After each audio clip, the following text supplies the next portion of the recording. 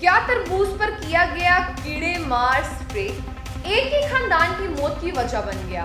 क्या इस कहानी में कोई और राज छुपा हुआ है?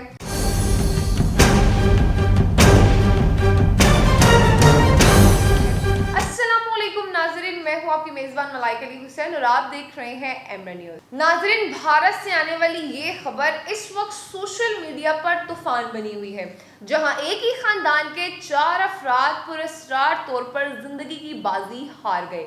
वाकया मुंबई के इलाके में पेश आया, जहां मियां बीवी और इनके 2 कमसन बेटियां अचानक बीमार हुई और चंद ही घंटों में सब कुछ खत्म हो गया।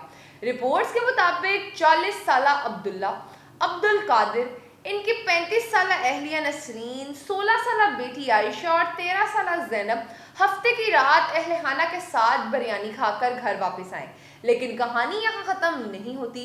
रात तकरीबन 1 बजे इस खानदान ने तरबूज खाया और फिर चंद ही घंटों में सूरत हाल ने खतरनाक रुख अख्तियार कर लिया। सुबह 5 बज के करीब सबकी हालत बिगड़ गई, शदीद कैश शुरू हो गई।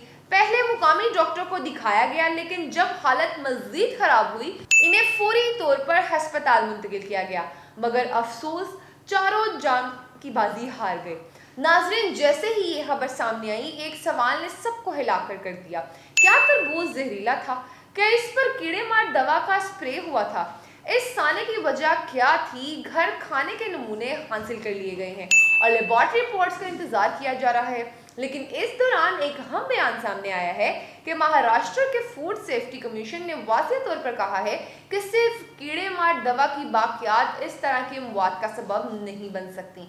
इनके मुताबिक तरबूज मजीद कई फलों पर मुख्तलिफ इकसाम के स्प्रे की जाती है और मामूली मिकदार में इनके असरात मौजूद होते हैं, लेकिन वो जानलेवा नहीं होते।